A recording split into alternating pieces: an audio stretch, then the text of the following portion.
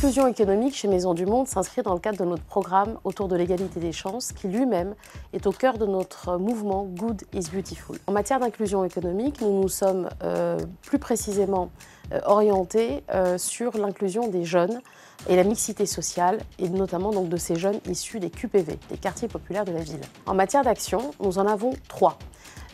Une première action autour de la formation et la sensibilisation de nos managers afin de rendre l'inclusion économique au cœur de nos programmes de management. La deuxième est autour de nos actions en matière d'alternance, puisque nous avons doublé notre nombre d'alternants. Puis enfin, en troisième action, nous avons bâti un certain nombre de programmes, notamment avec le groupe IGS. Nous avons monté 2 classes, une pour le BTS et une autre pour la licence professionnelle, notamment pour nos métiers du retail et de la vente, et issus dans les quartiers populaires de la ville.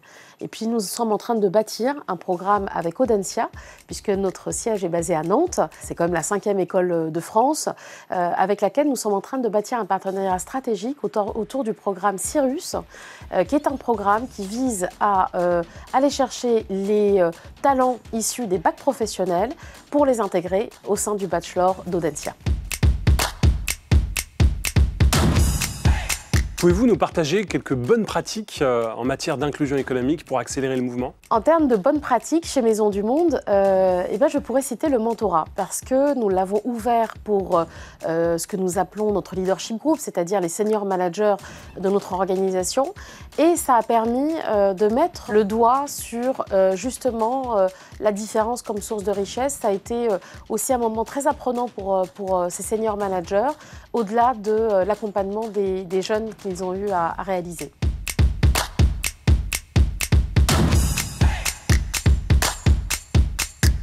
Nous travaillons avec un écosystème de partenaires solides.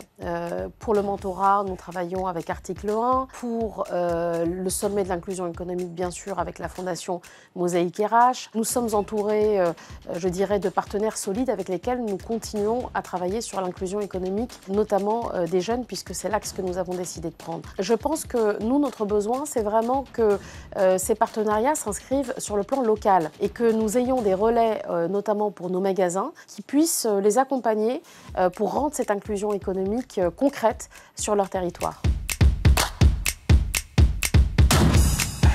Je suis naturellement optimiste sur notre capacité à vaincre ce combat pour l'égalité des chances, l'inclusion économique, et en tout cas nous en serons un acteur majeur et engagé.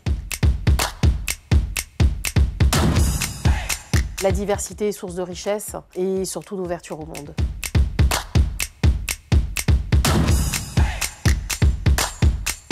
Notre métier, c'est de faire plaisir aux gens, c'est qu'ils se sentent bien chez eux et qu'en tout cas, ils sont les bienvenus chez nous.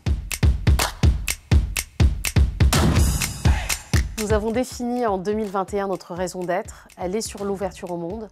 Nous y croyons profondément. Nous sommes engagés et en tant que manager, leur responsabilité, c'est de porter cet engagement au quotidien. Et en tout cas, je sais pouvoir compter sur eux et sur leurs équipes pour leur faire vivre plus près de leur réalité. Sommet de l'inclusion économique. Agir avec impact.